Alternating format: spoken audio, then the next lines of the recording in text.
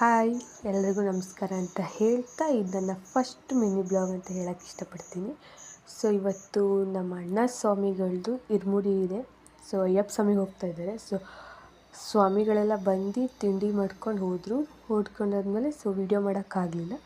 ಅದಾಯ್ತಿರಂಗೆ ಮನೆ ಮತ್ತೆ ಎಲ್ಲ ಕ್ಲೀನ್ ಮಾಡಿ ಎಲ್ಲ ಆದಮೇಲೆ ನಮ್ಮ ಅಣ್ಣ ಸ್ವಾಮಿಗಳದ್ದು ಇರುಮುಡಿ ಕಾರ್ಯಕ್ರಮ ಇತ್ತು. ಸೊ ನಾವೆಲ್ಲ ಅಲ್ಲಿಗೆ ಹೋದ್ವಿ. ಯಾಕಂದರೆ ಮಗಳಿಗೆ ಸ್ವಲ್ಪ ಹುಷಾರಿರಲಿಲ್ಲ. ಸೊ ಅದನ್ನು ಬ್ಯಾಲೆನ್ಸ್ ಮಾಡ್ಕೊಂಡು ನಾವು ತುಂಬ ಅಂತ ನಾವು ಮನೆಗೆ ಬಂದು ಆಗಾಗ ವೀಡಿಯೋ ಮಾಡೋಕ್ಕಾಗಲಿಲ್ಲ. ಸ್ವಲ್ಪ ವೀಡಿಯೋ ಮಾಡಿದ್ರು.